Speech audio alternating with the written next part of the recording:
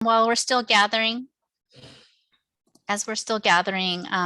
good afternoon, everyone. My name is Nuto Haynes. I go by she, her pronouns. I want to welcome everyone to our October, can we believe it, October partnership meeting.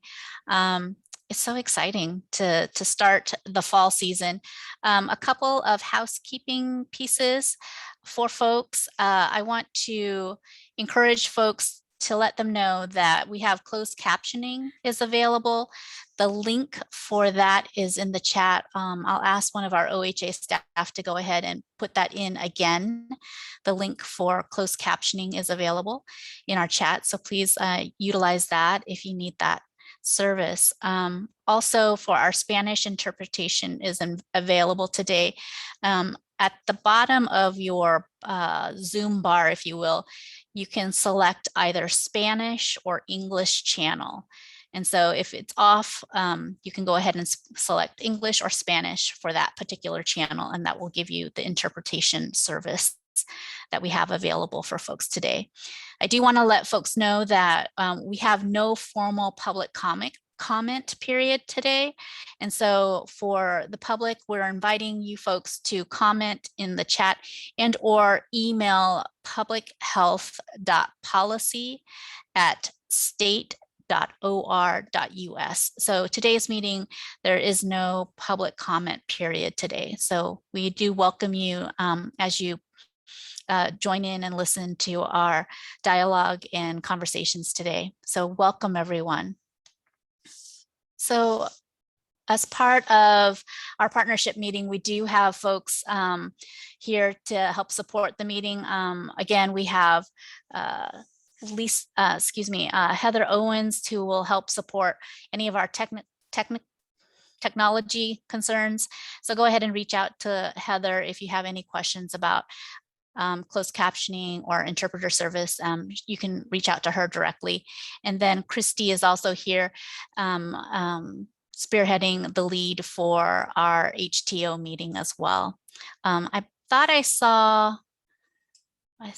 one more person. Yes, I do. Liz Garce is here under the guise of Dolly England. And so her name has not changed, but I think she's logging in as somebody else today. So welcome. She'll be helping me moderate the chat function as well. And so it's really great to be here with everyone.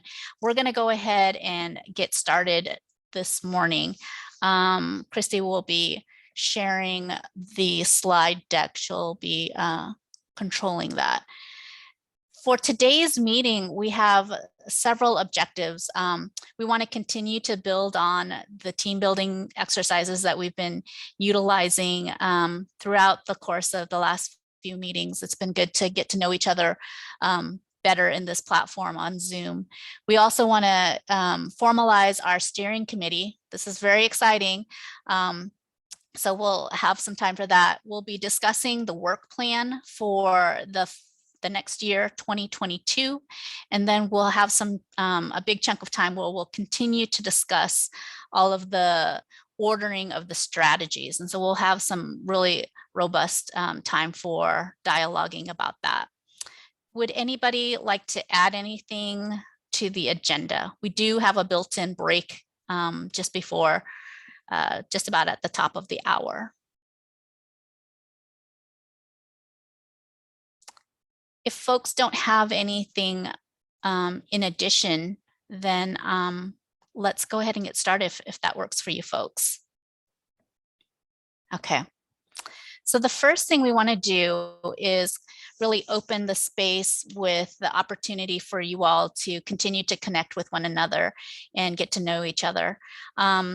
In the meeting materials that were sent out, we have two questions that we wanted to pose for our introduction and welcome. First question is, with the beginning of fall upon us, what do you enjoy most about this season?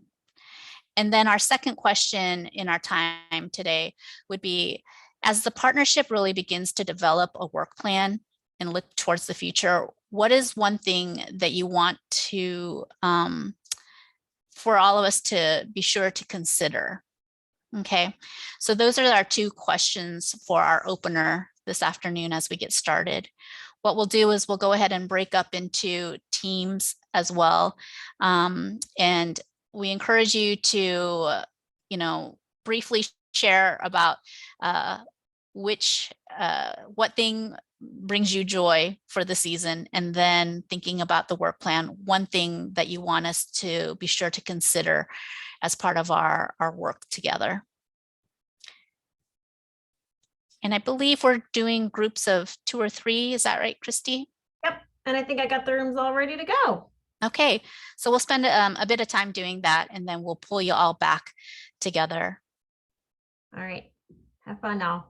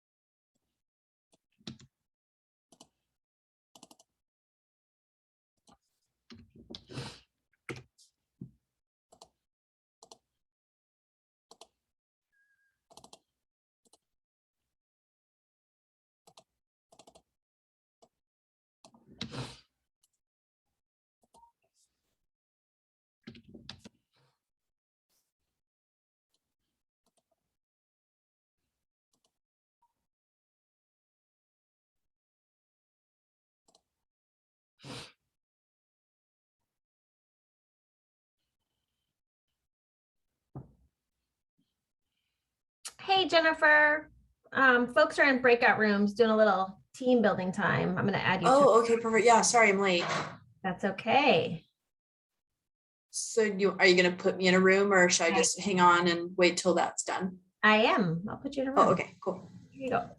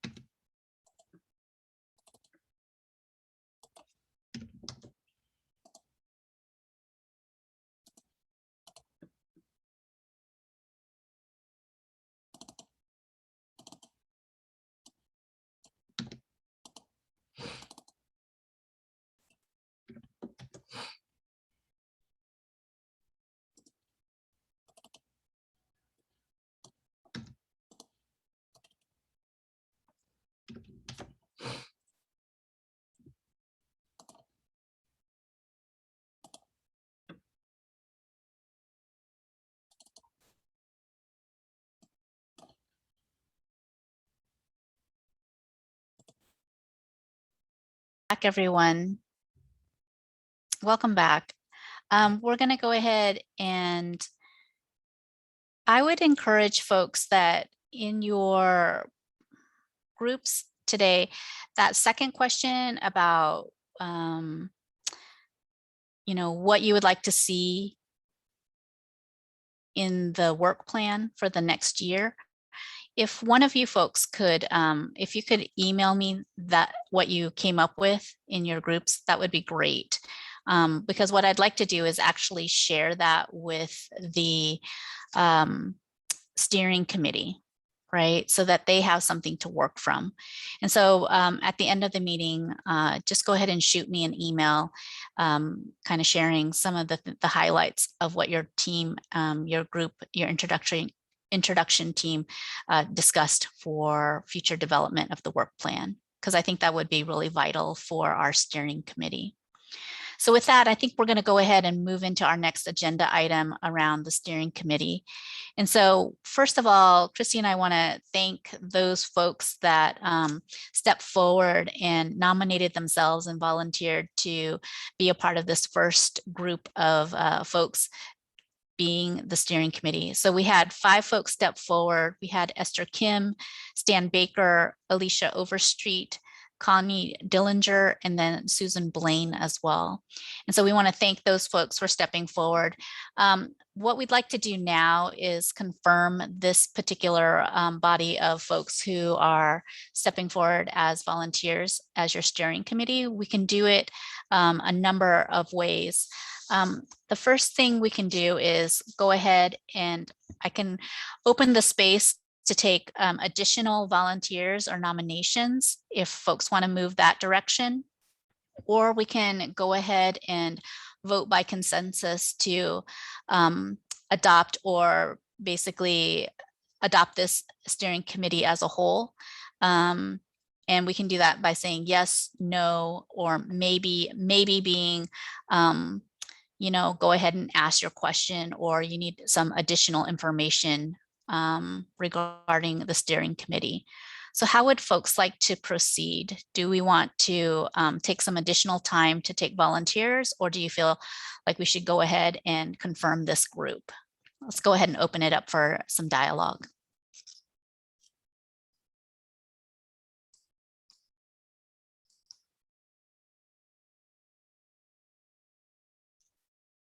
And I would encourage folks to go ahead and unmute and ask your questions, because I don't always see the hand raised function for folks.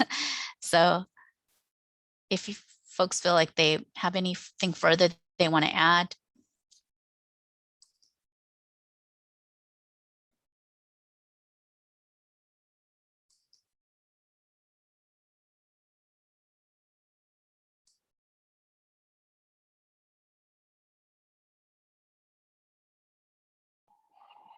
Hi, this is Jess. I say we move forward and confirm this group. I'm excited about Stan. Thank you, Stan. Thank you, Jess. This is Amy. I agree. Okay, thank you, Amy. So let's go ahead and do that. Let's move forward. So what I'll do is I'm going to go ahead and if it's all right with you folks, I'm going to go ahead and go through the entire roll call just to confirm that we do this and hear from everyone today. And what I'll do is I'll read through, and I believe we have enough folks for a quorum, correct, Christy? Yeah, we've got 11 so far tuned in. Okay. I have a Super. quick question. Please, please. So for those of us who volunteered or were nominated, we just abstain, correct? Or do we vote as well? Or do we have the option of abstaining? That's a good question. I believe you can vote. Is that correct? Does anybody else have any? This is Jennifer, and typically I think the person can vote for themselves technically. Thank you, Jennifer. Do folks feel pretty comfortable with that? We're a fairly informal group. So let's, okay, I also see a couple thumbs up. Okay. So I say go ahead and vote. Cast your ballot for yourself. Absolutely. Okay, so I'm going to go ahead and read through my list here. I'm going to start with Kimberly Lane. She's not yet in the meeting. Okay, thank you. Callie or Maria And we're voting yes, no, or maybe if you can ask a question if you need to, or clarification.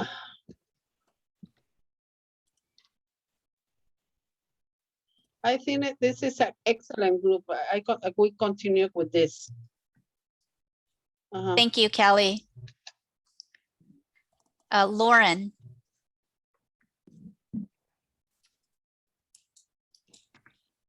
Lauren was in, but I don't see her now.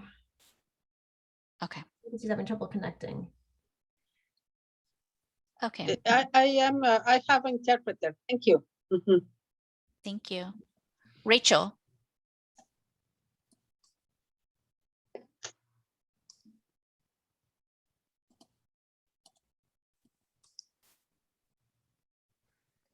Hey, guys, I'm sorry. I don't see a yes, no, or maybe on my screen. Maybe No. because I'm using a tablet. No, please, I'm sorry. We're going to do this verbally because there's no, there's a thumbs up, there's a smiley face and all that stuff, and I don't want to try to confuse it too much. So we're just taking verbal yes, no, maybe. And again, maybe is more of like, I have a question or I have a comment that if you want to add, okay? So I'm going to go back to Rachel because I didn't hear or see it.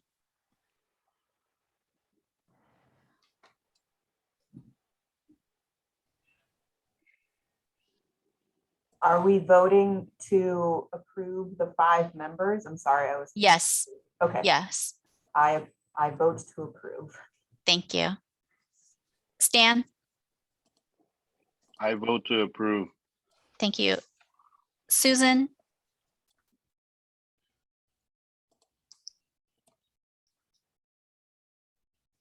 Is Susan here today? Susan is not yet here. No. Okay. Timur? Did I see him? Mhm. Yes. I vote to approve tomorrow too. Thank you, Timur. Jess? Oh, I'm sorry. Are you call? Oh, my bad. I'm sorry. Yes, I approve this group. Thank you. I'm getting all confused over here. I'm sorry, guys. Thank you.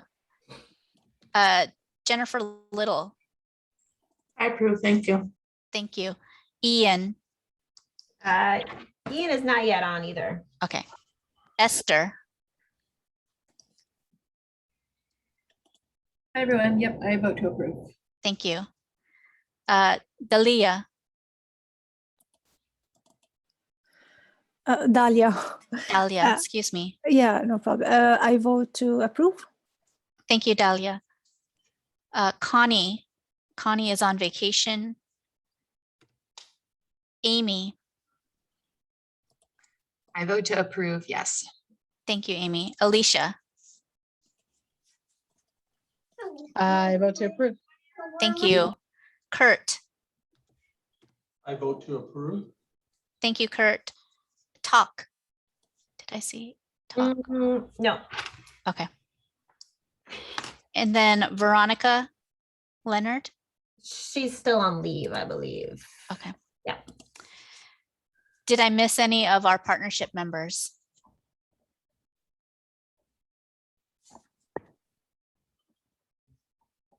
Okay. I believe we have our quorum. I believe we have enough to move forward to adopt this first steering committee. So thank you, everyone. Welcome to our steering committee. The next question that I do have for you folks is, do we as a partnership this afternoon want to select the chairs or have the committee select the co-chairs?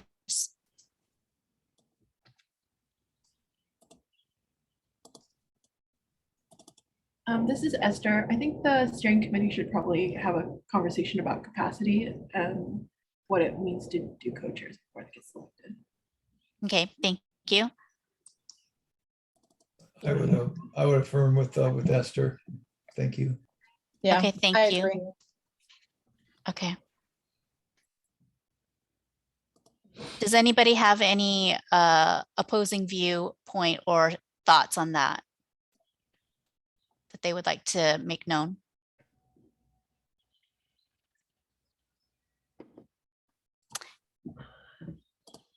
If not, we're going to go ahead and give the opportunity to for the steering committee of 5 to go ahead and select their co-chairs at their next meeting. For those of you who have been selected and approved, we say thank you so much for all of this effort. It's going to be really exciting to bring this group together as we move forward. Our OHA staff will reach out to determine a reasonable time for us to have standing meetings, and then we will look forward to having all of you help guide that process. For those of you who are not a part of this steering committee, now you see all the names and you know these folks as you've been getting to know them over the course of the last few months. We encourage you to go ahead and reach out to folks if you feel like you can reach out to them or Christy and myself to add things to the agenda. I think that's really important as you dialogue with one another to make sure that voices are heard and that we can put together an agenda that meets the needs of this partnership. And so with that, we say welcome to this, folks, and we will get back to you with an additional standing meeting time. So thank you and congratulations as we move forward. So thank you, everybody.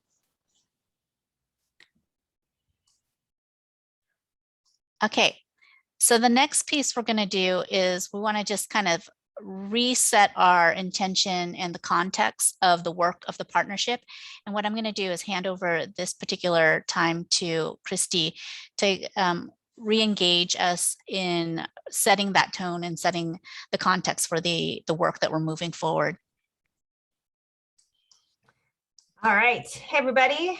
Great to see you. Yeah, so, you know, the first partnership was together from like fall of 18 through September of 2020. And although we've got a couple of folks who were in that last group, in this group today, obviously there was a lot of a lot of context and history from that development process that you all do not necessarily know about. So in listening to the conversations that you've been having over the past few meetings, especially as you've been digging into the strategies and faced with the difficult task of determining what strategies you want to focus on for the first year, we thought it would be good just to take a step back and share a little bit of context from the development process that we think might be helpful for you as you make some difficult decisions.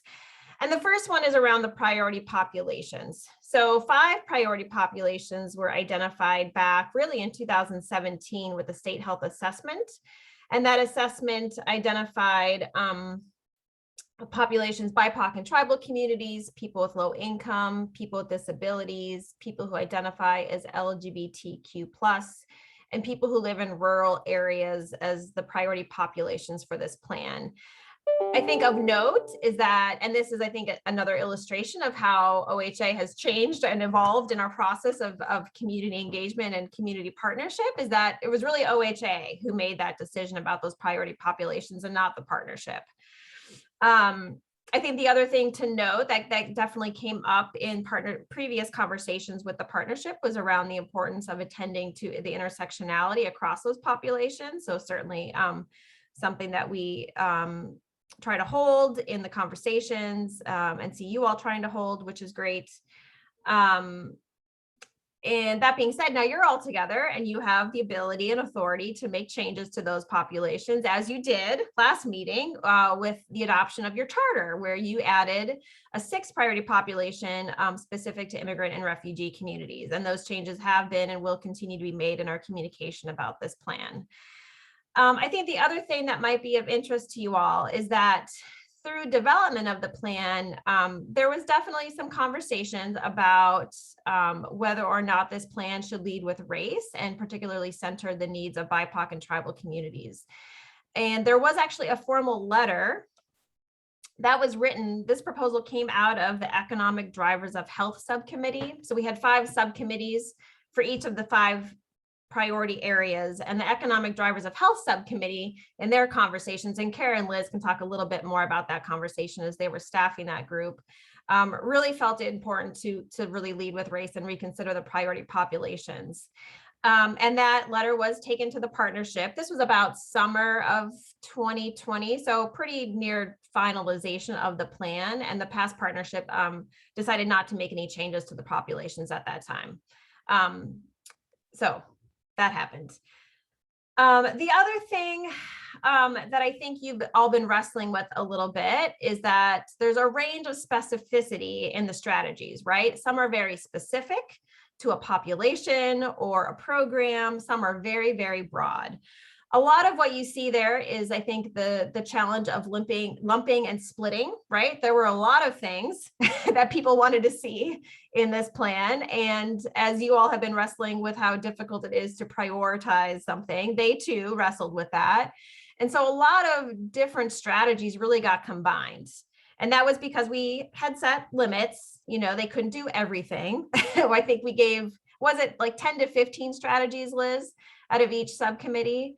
And in the end, a lot of activities got bundled together. So examples I think come to mind around, there's a strategy around, you know, financial supports and financial literacy. And that thing is huge. That includes paid family leave. That includes Social Security assistance. That includes earned income tax credit. That includes financial literacy in schools. That includes a whole bunch of things. And each of those things on their own are really, really important.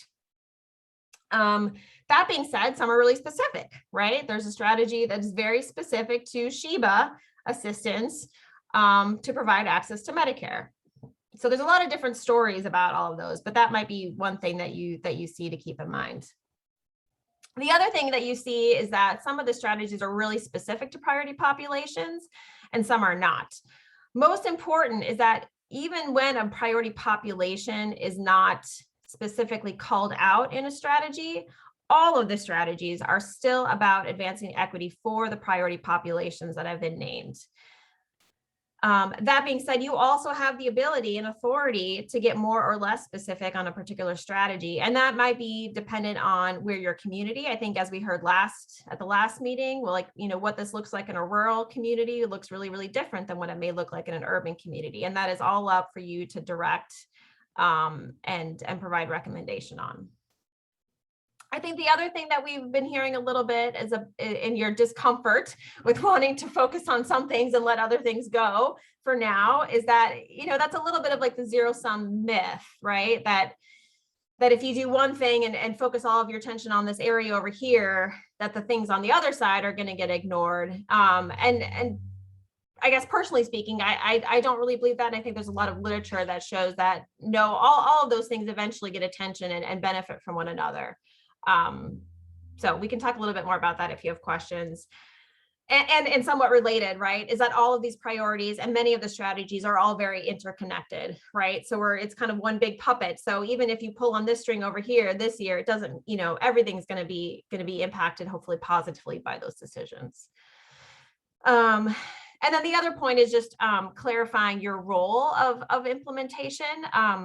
You know, that being said, a lot of these strategies are you know, mandated and funded and developed and delivered by other state agencies and with other, you know, similar community-based councils and advisory boards and all of that. So in those types of situations, your role might be a little bit different. Like if it's a housing related strategy, and we'll talk about this a little bit on the other slides, right? Like, well, that's really Oregon Housing's work, and they have a housing council, and we can talk about like connecting the partnership to the housing council. But the implementation of that role will look a little bit different. There is a very big role that you have, but it's not necessarily tied to, you know, developing strategy or implementing the activities. So I'll talk about that a little bit more on the next slide, but want to stop here and see if there are any questions or comments. And certainly Liz and Kara, if you have anything to add, given a lot of what I just talked about happened when I was on maternity leave. This is Liz. I'll just chime in before other kind of folks comment on that. But just to say too that, you know, the focus really across the subcommittees was like on making things statewide. And I wanted to kind of give like an example, one more example of that. So in the Adversity, Trauma, and Toxic Stress Committee, there's a strategy around developing community awareness of toxic stress, its impact on health, and the importance of protected factors, right? So this was a strategy, and there was a woman who's an executive director. She was African-American of a community-based organization and said, you know, in my community, actually what I would really love to see is for there to be a faith-based strategy for my community that's really about spreading the awareness of you know, toxic stress and talking about that in a faith-based context, right?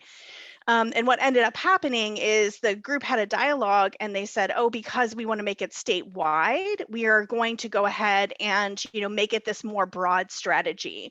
But what I wanted to really let you guys know is there, you know, that first of all, for sure, you all have the ability to get more specific like that, because I think the subcommittees themselves weren't necessarily comfortable in doing that.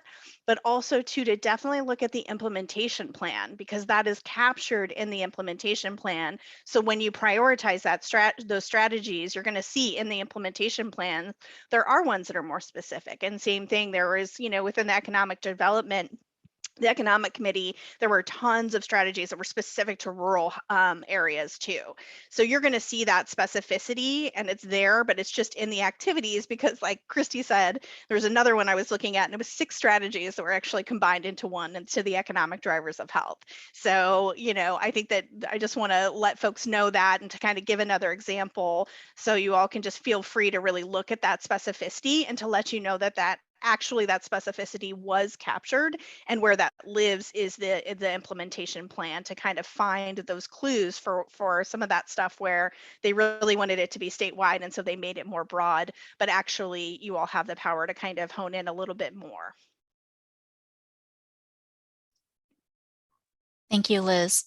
What questions from the partnership do folks have for our OHA staff, and really just kind of helping break down some of that information some more? I would like to, I guess, get some more clarity on the proposal to lead with race. I don't know if I just completely like skipped over half of that was said, or I'm trying to figure out how.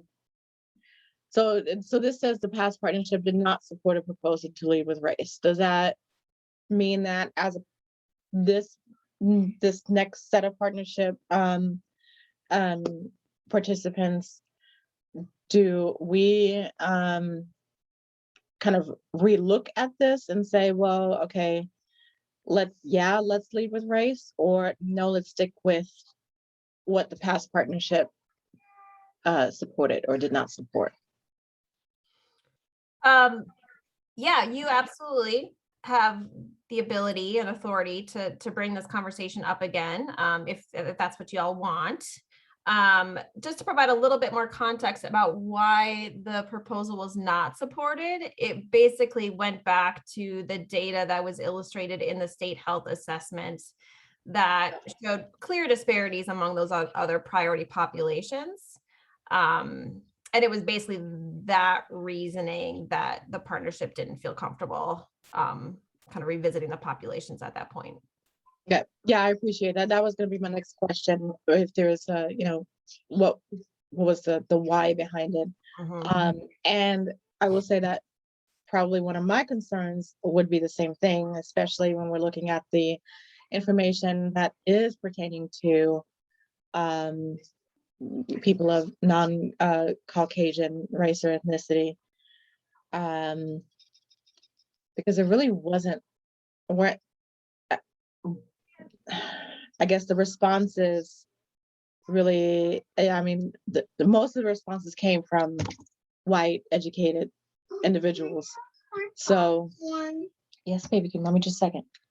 So that, I think that would have been one of my concerns. I just wanted to clarify whether or not we, you know, if that is an option, or how that all works. Yeah, definitely an option.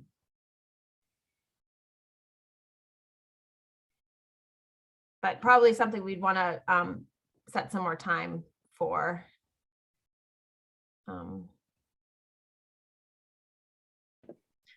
This is Kara. I would just add that we wanted to make sure that we provided this context as we were starting to talk about strategies, because it just felt like a really important piece of kind of the history of where this work has come from, and then also the opportunity that you all hold to direct where it goes in the future, and especially when you start to think about priorities. And so, as Christy said, we definitely want to have more conversation, but it felt, at least to me, as speaking for myself, like we were really missing a part of the discussion to not go back to what took us to today.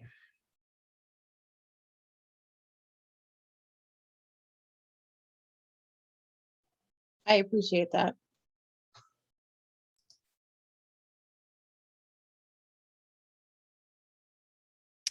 Do other folks want to have further discussion on this at future meetings, or do we have enough information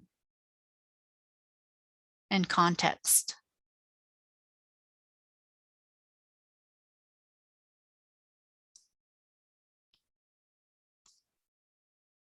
The other thought might be that the newly formed steering committee can take a look at this collectively, and the 5 folks can determine how much further we want to spend on understanding that. And in the meantime, the other thing that we could do is we could share the letter with you all that the Economic Drivers of Health Subcommittee submitted to the past partnership, as well as the minutes from the partnership meeting where the proposal was discussed. If people kind of want to see a little bit more detail about how that unfolded.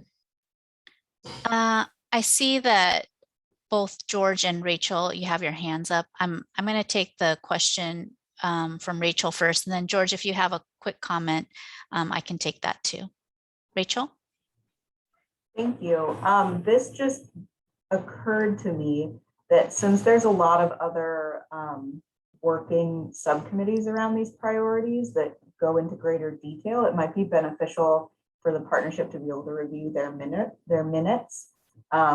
If we needed to keep ourselves up to date, then we might have greater context to advance what they're working on at the same time.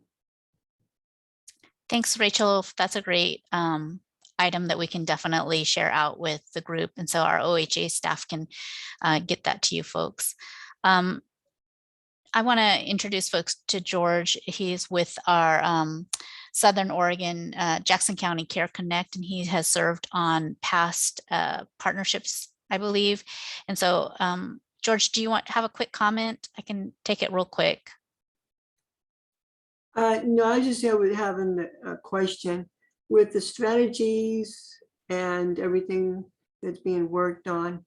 When will it be in document form, and where does it start? When will it start? Will it start this year? Will it start next year on these strategies being worked on for the economic driver stuff? So the work of the partnership right now, what we're doing is looking at the strategies and kind of finalizing that to work on as part of implementation for 2022. Okay, thanks. You're welcome. And I believe were there a couple other hands raised? I want to make sure I don't miss anybody. Okay. So let's get to the point where we can share a little bit of the proposed work plan for you folks so you can get an idea of the draft. And when I say draft, it's definitely drafty draft. Okay. And we're excited about our steering committee taking a look at this and offering more detail. So Christy, do you want to go ahead and go over this particular proposed work plan? Yeah, definitely. So again, after the break, in the second half of your meeting, we're gonna put you into breakout rooms and let you start wrestling a little bit more with these strategies again. And in thinking a little bit about like the so what of those decisions. And if you're like me, a very action oriented person, I like to have some idea of what that really means. So here is a very drafty work plan of what next year could potentially mean for you and your role in advancing this plan. So, here we are. We're hoping by the end of this year that you will have consensus around the strategies that you want to focus on for 2022, and that we'll have some sort of implementation and work plan built out around those strategies, and we can do that collaboratively with you all. January through March, here at OHA, we are committed to reporting out on progress, and so we'll be working on an annual report that we would love your feedback on and contributions to. So we'll wrap that up early next year. There's already been some conversations around subcommittees, particularly around fiscal and finance. And I'm assuming that kind of as you get into these strategies a little bit more, that need for additional committees might be identified. So getting a little bit organized about what the role of those groups might be. And just a kind of little teaser, we are thinking about maybe canceling the January meeting. It falls on the first Monday of January, which would be like January 3rd, which might be a little bit of a hard return from holidays and such. So again, we'll flush that out with the steering committee, but just wanted to put that out there if that seems like it would make sense to people. Next spring, April through June. Again, given that your role is really around accountability, that we would be, as depending on the strategies, that we could bring folks to your meetings to talk a little bit about what's happening with that particular strategy and offer opportunity for them to hear from you what that really means, what's working, what's not working, and provide some thoughts to those who are the implementers of those particular strategies. Again, there'd be subcommittee work that you'd probably want some time for in the meetings. July through September, again, kind of accountability report out, subcommittee work, and then later next summer, beginning kind of a similar process or maybe different process. Again, this is where the steering committee will be super helpful in determining how you want to set forth your work for 2023 and building that out and wrapping that out by the end of the year. I've got a couple more slides I'm going to breeze through before so we can get you out to a break. In thinking about this work, again, really looking forward to your feedback. This is stuff for you to really react to and redo. Is that there's implementation plans, which are really specific to the strategies and maybe a little bit more externally facing. And then there's the work plan of the partnership. And just to give you an example of what that means and what that could look like. So let's say that you decided to focus in on the strategy increasing affordable housing that is co-located with active transportation options, right? That strategy, spoiler alert, is coming up top of the list in the survey. So this is something that you might be thinking about today. There's a couple measures that we've identified. And then there's a bunch of activities, right? And this, utilizing housing appropriations and housing development programs, address zoning issues, educating and empower local leaders, preserving and creating affordable manufactured housing developments. I mean, there's a lot in here. And maybe there's a few things in here that you could say, that's something I could do in my community. But a lot of this really lives with Oregon Housing and Community Services in the housing world, right? So a lot of this, again, I think we would see you being an accountability body for some of this work, but not necessarily going out and making decisions about housing appropriations, right? We're not going to have any money for you to make decisions about that. The work plan, on the other hand, and this is really in line with your charter, right? So the roles of the partnership that identified in your charter are related to accountability, investment, communications, partnership development, community engagement. So again, if the strategy was increase affordable housing that is co-located with active transportation options, what that may mean for you is that accountability, you could receive report out from Oregon Housing Community Services and from the Oregon Department of Transportation about what that means, about what their plans are, and have a chance to provide your thoughts to them. Related to investment and finance, at the state level, your recommendations could be shared with OHA, Oregon Housing, ODOT. Some of those recommendations might be carried forward in 2023 legislative planning. They could be used to identify new funding opportunities. And certainly there is that bit of funding that we have in the CDC block grant currently that we hope that you will start to inform allocation for. But at the local level, right, in your communities, you also could do a lot with this. That could mean that you could conduct advocacy building within your local community related to zoning barriers or other activities that were identified under that plan, or under that strategy rather. Communications, again, huge role for you here in terms of facilitating two-way communication about the plan with the community. So, you know, sharing like back to your community, hey, we're focusing on affordable housing this year. And then likewise, like, well, what is community saying to you about that? What do they need? And then you get to carry that forward to Oregon Housing and ODOT.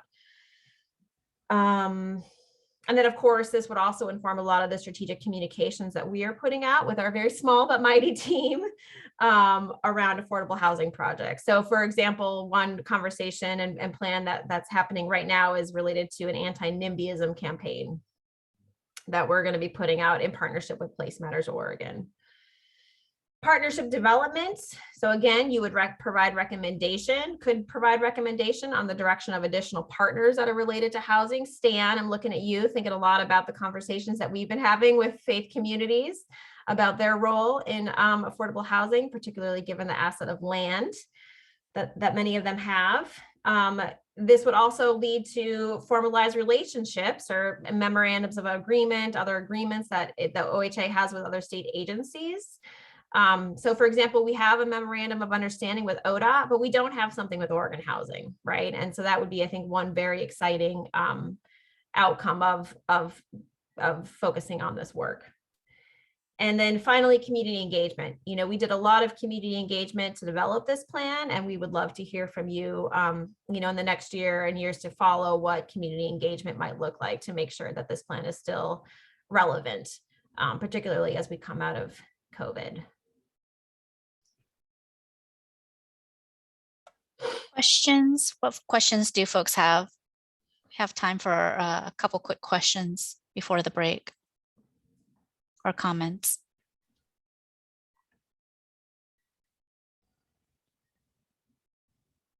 Thanks, Christy, for that really great overview. And again, these are just examples to help kind of solidify for you folks, you know, where you, what your role is, right? Your role isn't to do everything. And so it's really about how do I fit into this, and more importantly, how does the partnership fit into providing additional recommendations, additional guidance, or even leading in which area? What I'll do is, you know, you have this, give you an opportunity to kind of think through it, chew on it a little bit. And what we're going to do now is go ahead and move towards a 10-minute break, and then come back and do a little more processing together for the rest of our afternoon. So what we'll do is we'll take a 10-minute break. Let's go ahead and get back at 2:10. So sorry, 9-minute break. So let's come back at 2:10 and leave everything on, and we'll resume the conversation and dialogue. Thank you. 2:11. Thank you, everyone. Welcome back. I hope you had the opportunity to get a little stretch in. It's always a good practice. We're going to go ahead and pull everybody back together. And what we're going to do now is go into a time where what we want to give you the opportunity is to process with your colleagues on the partnership around strategies. And so I'm going to give the floor to Christy to give you an idea of how we're going to run these next breakout rooms. There's about 10 of us still on the call. A couple folks had to bow out for the afternoon. And so we're going to work with what we have. Yes, I do want to ask if folks still need any Spanish interpretation today, this afternoon, for the rest of the afternoon.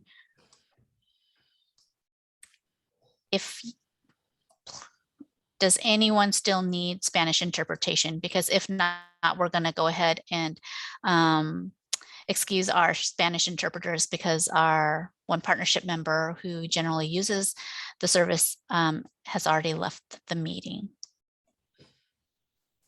I don't see any takers, and so I want to say thank you to Mark and Jessica for their work this afternoon in keeping us fully engaged. Thank you, Mark. Thank you, Jessica. We'll see you next time, folks. All right. Okay. So Christy, do you want to go ahead and explain this next part to our partnership? Yeah, sure. So we're going to bring you back to the question, the big question of what strategies, say 10, 15 strategies do you want to focus on in the next year? I attached, at the last meeting, you all took a survey and we did share those links with folks who were not in attendance. I think we got a couple other folks who chimed in with the responses. So those complete survey responses are attached.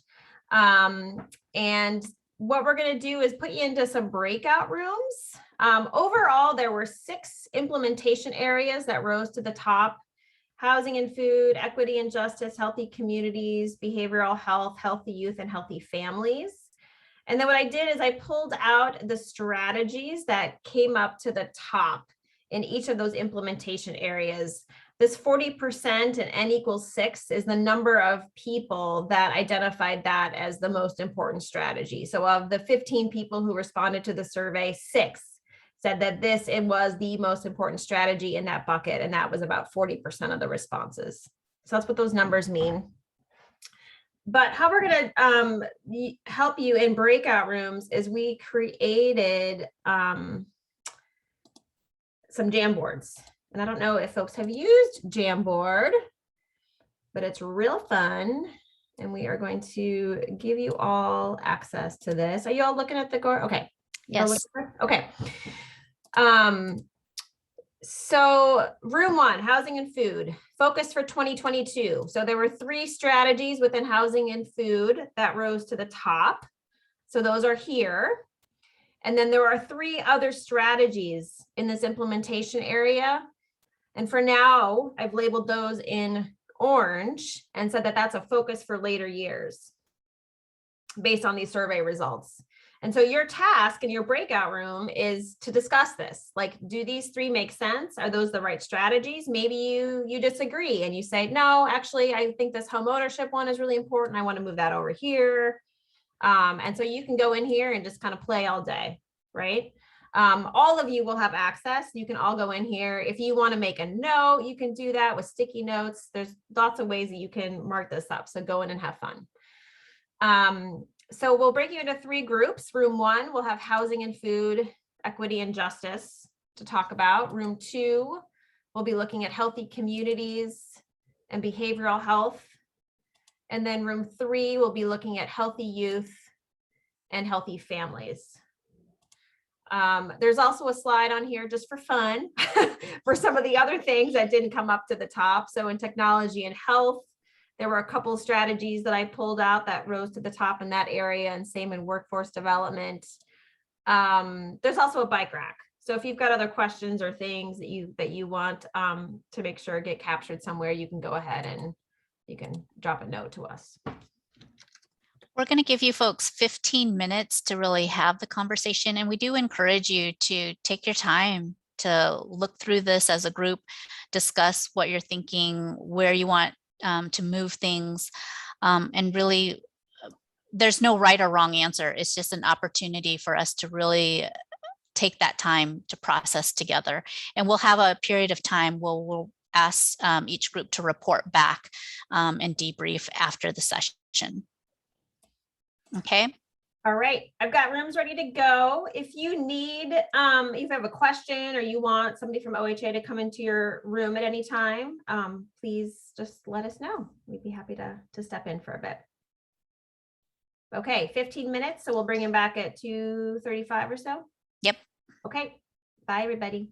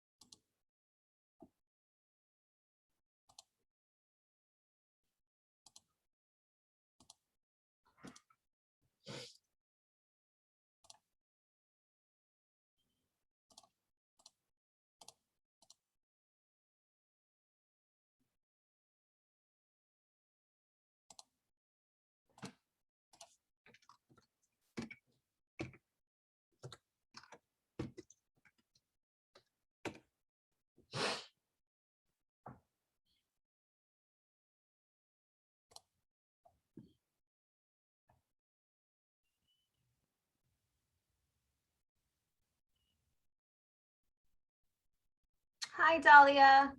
I'm gonna put you in a breakout room, okay? Yeah, thank you. All right, here you go.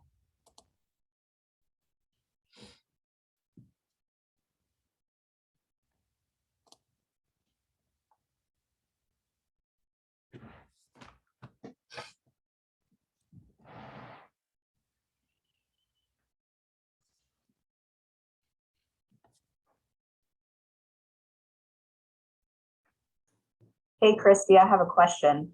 Hi. Hi. Are we supposed to do all 8 priorities or are we supposed to only do one? Yeah, sorry, you're room 1. Yes, You're doing housing and food and equity and justice. got it.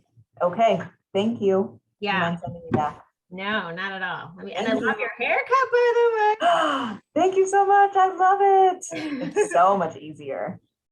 All right, here you go. Well, how do I do that? Move to, you don't have an ability just to jump back in? That is a good question. Oh, yes, I do. Bye. Okay, see ya.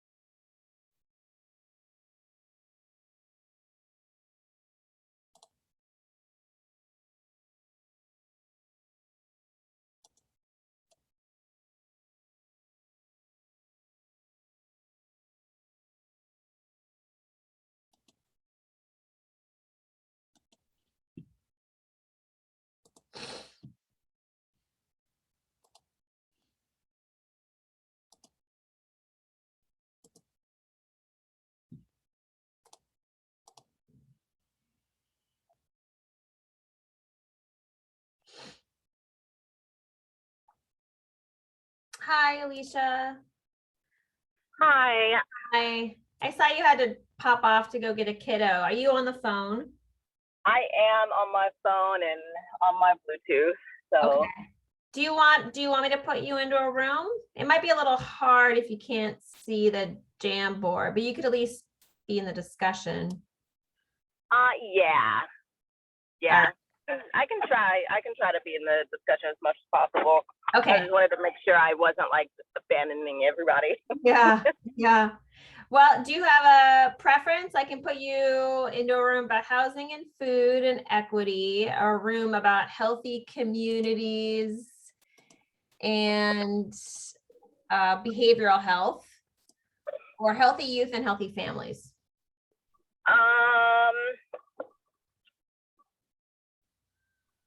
Could do healthy youth and healthy families. Okay. There you go. Have fun. Awesome. Thank you.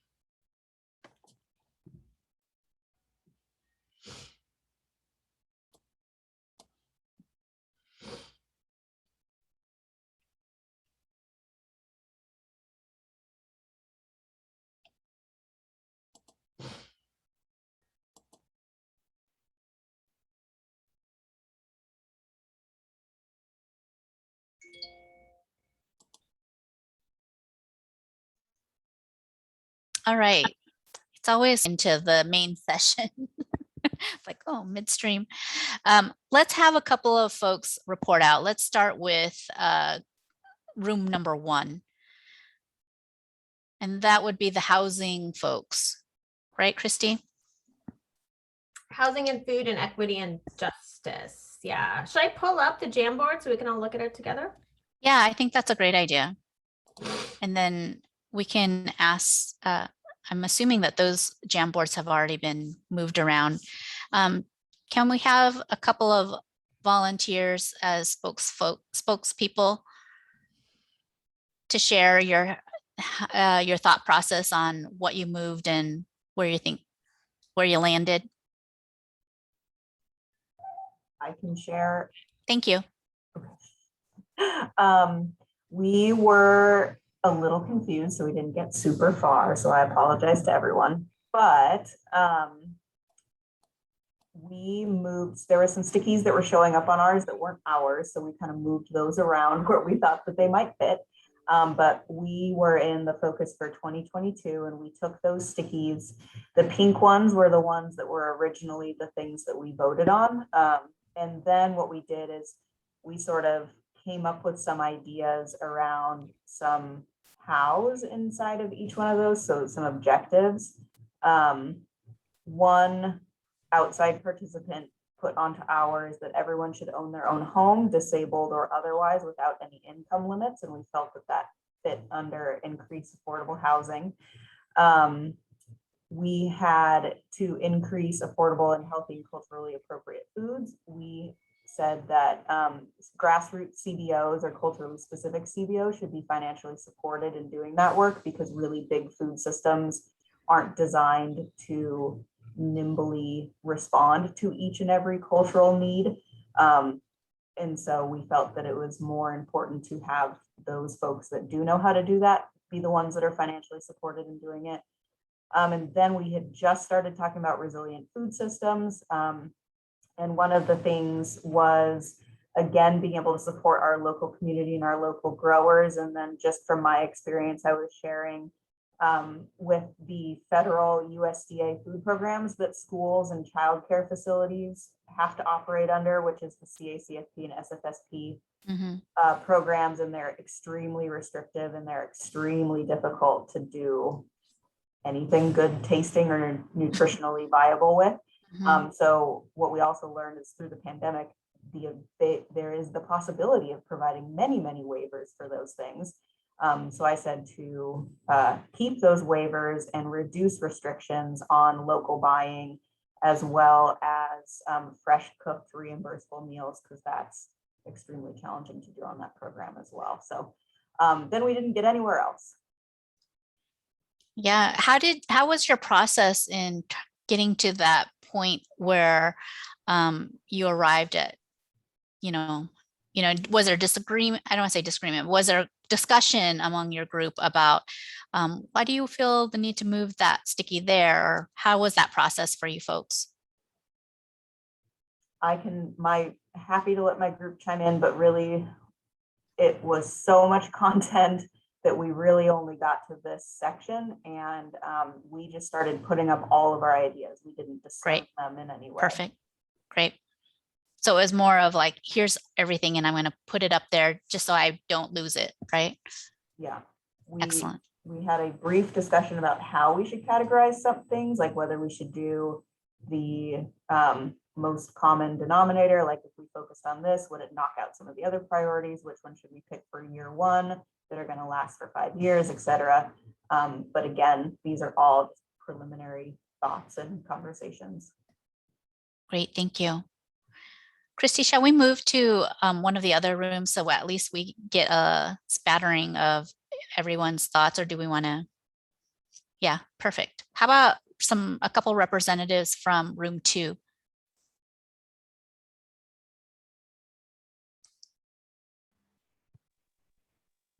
I nominate Susan. I was just about to nominate Esther. That's funny. So we reprioritized a couple of items, and you can see Esther's note in yellow there.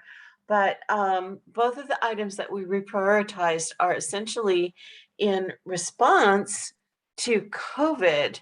The prioritization that was placed on community gathering spaces, it feels like at this moment in time, community gathering spaces might not be a priority, but they might become a priority again in later years. And then the expand culturally and linguistically responsive community-based mentoring and peer-delivered services, along with build climate resilience and access to high-speed internet and workforce development. All of those were over in the focus for later years. We moved them all into current focus. Jess might want to speak to internet, and Esther might want to speak to building climate resilience. Yeah, it's just like, right now with, during COVID, a lot of folks are needing the internet, whether it's for work, whether it's for school, we just want to provide, affordable internet. I know as a CBO, we see a lot of families that, put that as their, primary focus. They're calling us and saying, can you help us with our internet? We can figure out the other stuff later. But we just want to make sure that our kids have access to high-speed internet so that they can do whatever they need to do at home. So that's the reason why I think we need to focus on that on 2022 and then focus on the other stuff in the later years because of COVID-related issues that we're facing right now. Yeah. Thank you, Jess.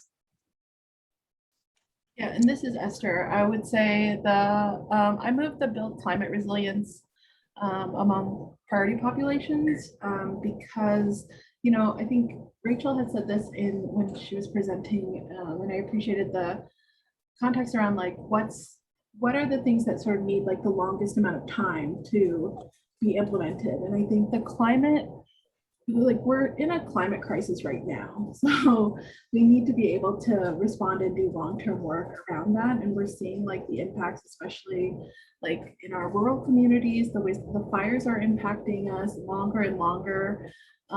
So, whatever those specific implementations look like, I think the priority needs to be there right now. Great. Thank you. And then how about room 3?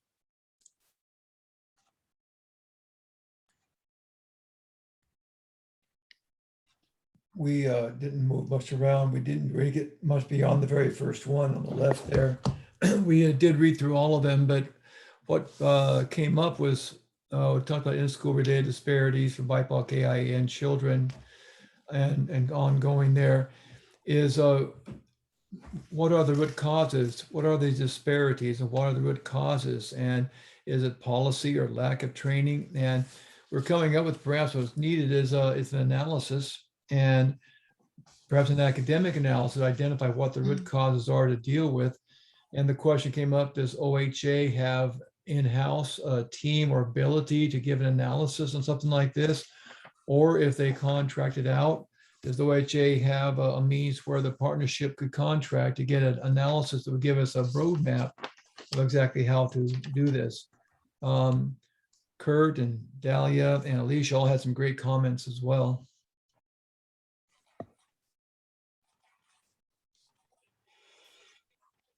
Does anyone else on that team want to share additional thoughts?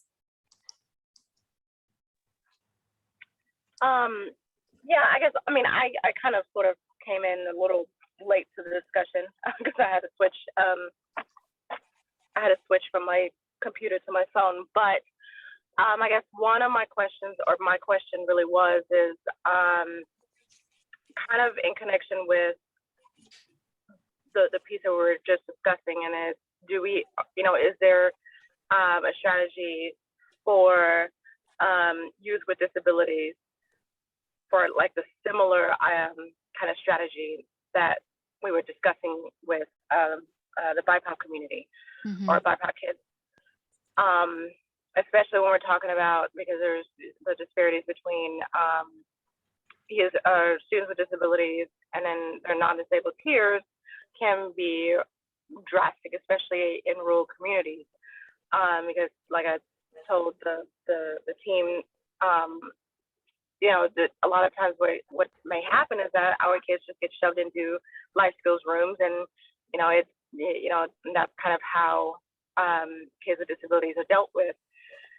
And any, you know, there's behavior modifications and things like that, but there's not really like an effort to really kind of look at how the environment impacts kids with students with disabilities, which may then also impact their non-disabled peers. And then also the intersectionality between race, ethnicity, and disabilities. And I was just wondering if there was,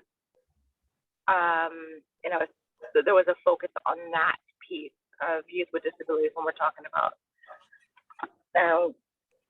in this context. I really like those thoughts, Alicia. I appreciate just the depth of where you went, looking beyond the focus a little bit, increasing the focus really.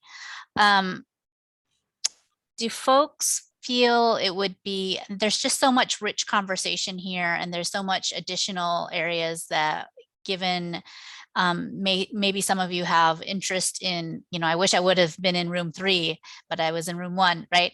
And so I wonder, Christy, if there's a way for us to continue to use the Jam boards for the next month, and maybe ask partnership folks to look at it either on Basecamp or another forum, or we continue to do this one more time in November, just to give everybody an opportunity to really look at all of the different focuses and strategize for themselves, and just think through some of the specifics. I know we didn't get to see a lot of time spent on this, but I know there's a lot of things that folks want to be able to contemplate a little more.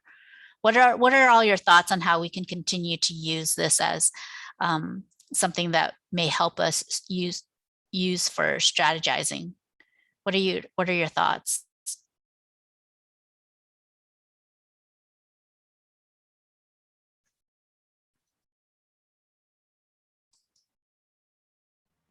This is Susan. I kind of love the sticky board or the sticky note process. You know, I couldn't help but notice that despite the fact that we went through an entire survey process to try to eliminate things or prioritize things up to the 2 top priority, our group immediately moved like 4 more priorities over into the focus for 2022. And we're going to have to, you know, readdress that and bring it back down to 2, right? Mm-hmm. And the sticky note process is a great way to do it. And the Jamboard is just a digital sticky note. So I'm all for it. Thank you, Susan, for that feedback. So you would be for potentially kind of going through this process again with some more time? Yeah, devoted to it? November for sure. Yeah, okay. I'd say, how about others? Rachel, I see that you have your hand up. Go ahead. sorry, thank you. I liked it too. I would suggest more time, since these are big pieces. And then also, and it may just be me, but I like having objectives for our work written down. So if we knew by the end of the time we needed to do such and such things, and then there is specific instructions, that just helps me though. Thank you for that. I would imagine that that's really useful for many of us. I think I feel a little bit differently, that depending on the group, if you have 6 sticky notes, they're just going to get mixed up continually. And I really appreciated having 3 that were picked, and then we could come up with objectives for them. Because we have already done the survey twice and everybody has given input. And so if those were the consensus of the group, I didn't understand why we would then, just because the 3 of us, you know, we have the things that we care about that are coming up. Yeah. And I don't know. Yeah, I appreciate that as well, Amy. Absolutely.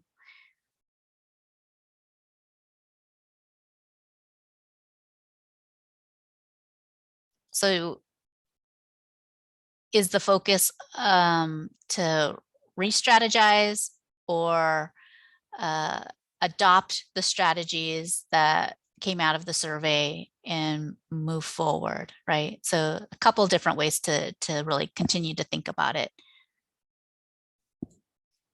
This might be a good question for our newly formed steering committee. If you can't tell, I'm really excited about that committee.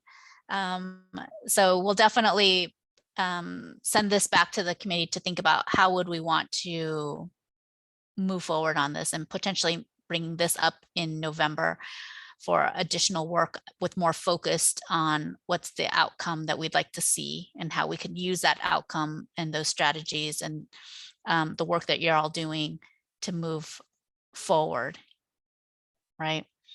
I'm going to pause here and do a quick time check. We have about 10 minutes left in our meeting, and we wanted to give space for folks to offer up any partner updates. This is where you can share things that you all are doing, kind of how you're talking about this information within your communities, and what work-related updates you all have for this group, questions, and kind of a time of learning and sharing with one another. So I'll open up the floor if anybody had some specifics that they wanted to share about Healthy Together Oregon and how they're offering this information up to their communities.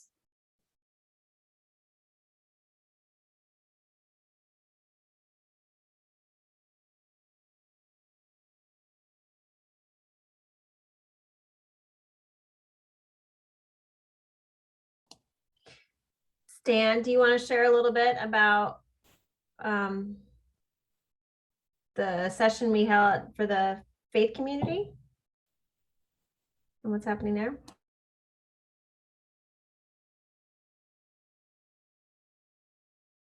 You're on mute, Stan.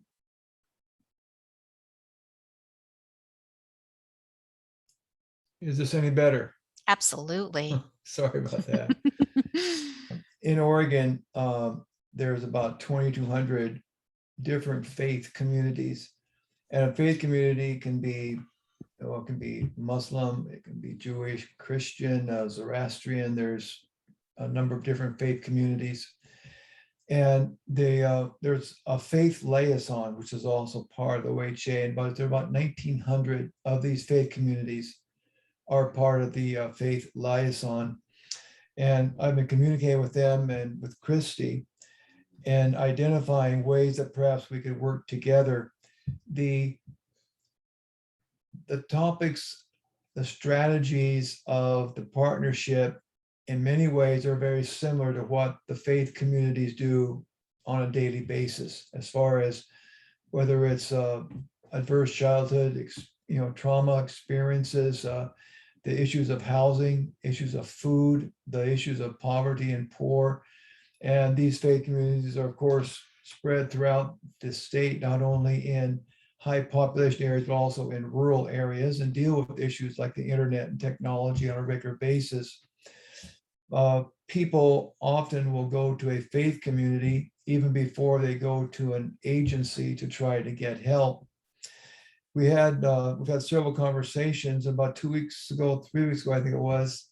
Christy and I had a meeting with Maria Waters, who is the head person for the Faith Liaison.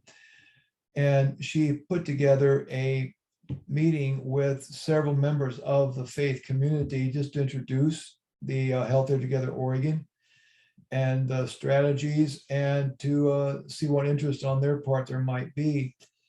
And there was, it went extremely well. Part of what we're beginning to see is that the faith communities may give our partnership some boots on the ground, so to speak. They're there, they're dealing with this on a regular basis. And as far as getting inputs, getting focus group work, and even in getting help in implementing the strategies, it seems to be an open door there.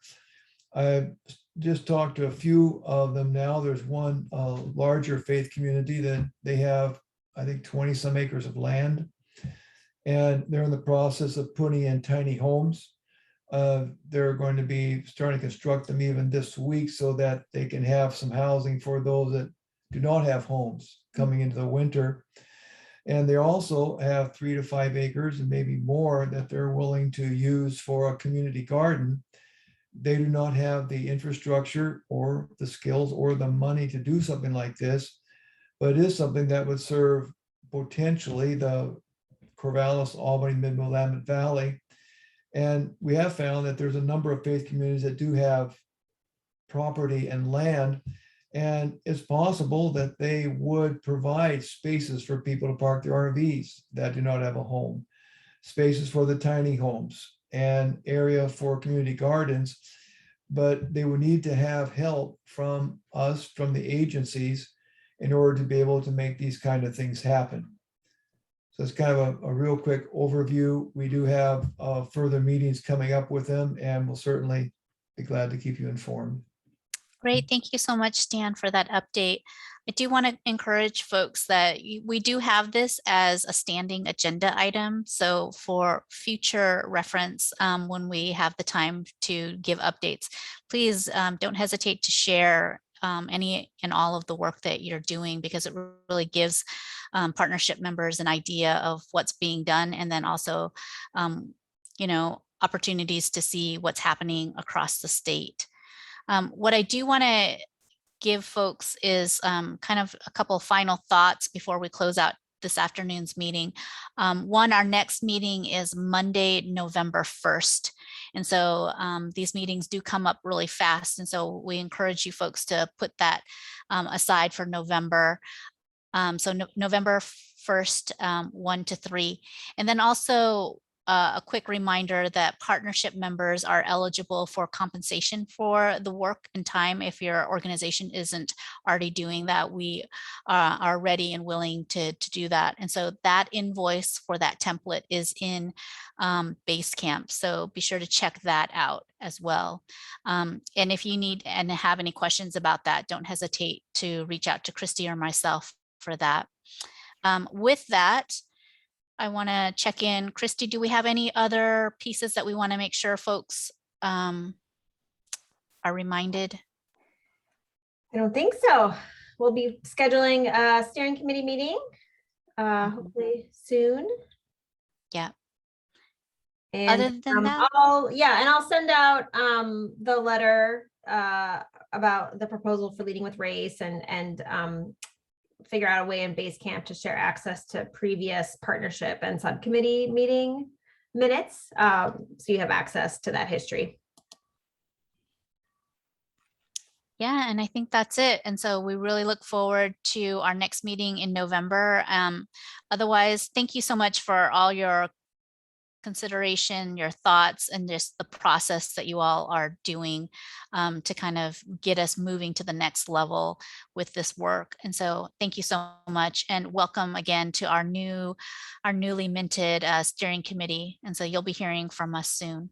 So without further ado, we will all see you in November. So thanks, everyone. Don't hesitate to reach out if you have any questions for Christy or myself. Thank you, OHA team. Bye, everybody. Thank you. Bye.